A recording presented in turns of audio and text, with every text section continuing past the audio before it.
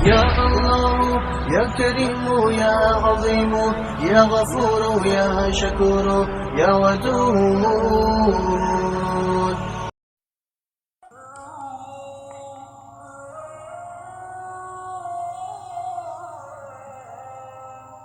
एक फल बेचने वाले से पूछा, इस अंगूर के गुच्छे की कीमत क्या है? बोला 120 रुपए किलो।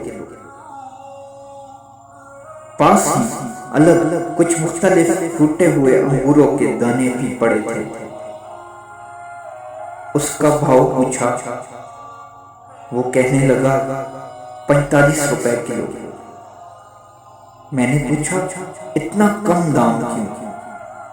वो बोला, है तो ये भी बहुत उम्दा, लेकिन ये गुच्छे से टूट गए।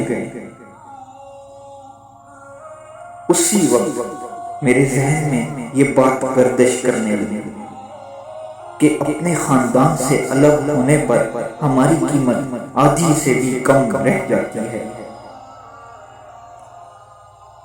इत्तेहाद और इत्तेफाक में ताकत है। इत्तेहाद जब मिट्टी ने किया तो ईंट बन गई, ईंटों ने किया तो दीवार बन गई, दीवार ने किया तो घर बन गया। ये बेजान चीजें हैं। जब ये एक हो सकते हैं तो हम तो इंसान हैं। जरा सोचिए,